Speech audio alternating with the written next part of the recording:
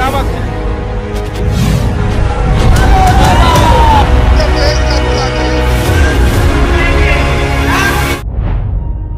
करहल के बाद सबसे अधिक चर्चा में अब गोरखपुर सदर सीट है। छठे चरण में गोरखपुर में चुनाव है। श्री योगी आदित्यनाथ को भाजपा ने यहां से उम्मीदवार बनाया है, तो यह सीट काफी हॉट है। भाजपा के नेता रहे स्वर्गीय उपेंद्र शुक्ला की पत्नी सुभावती शुक्ला को समाजवादी पार्टी ने इस सीट से उम्मीदवार बनाया है और योगी के सामने उतारा है। वही उपेंद्र शुक्ला हैं जो 2018 में गोरखपुर लोकसभा सीट से उपचुनाव लड़े थे। तब सपा निषाद पार्टी साथ थी।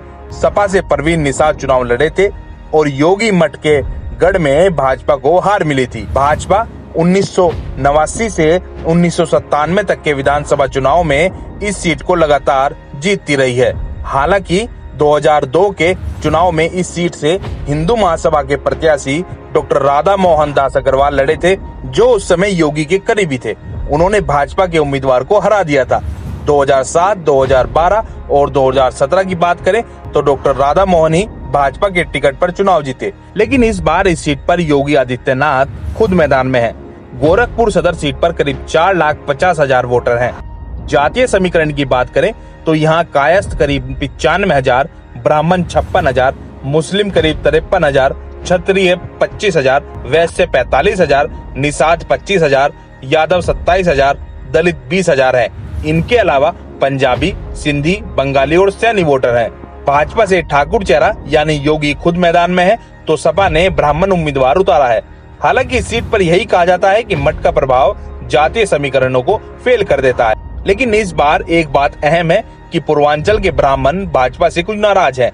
गोरखपुर की सियासत में 2 पावर सेंटर माने जाते हैं, एक मठ और दूसरा तिवारी आहाता।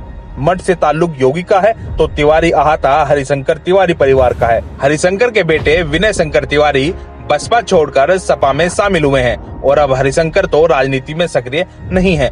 ब्राह्मण वोट बैंक में तिवारी परिवार का खासा प्रभाव पहले से ही माना जाता है।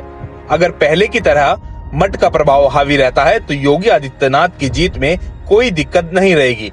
लेकिन अगर जातीय समीकरणों पर चुनाव हुआ तो योगी को कड़ी चुनौती सुभावती शुक्ला से मिल सकती है। इसका एक कारण यह भी है कि उपेंद्र शुक्ला गोरखपुर की राजनीति में बड़ा नाम थे, लेकिन कभी वह विधायकी और सांसदी का चुनाव नहीं जीत सके।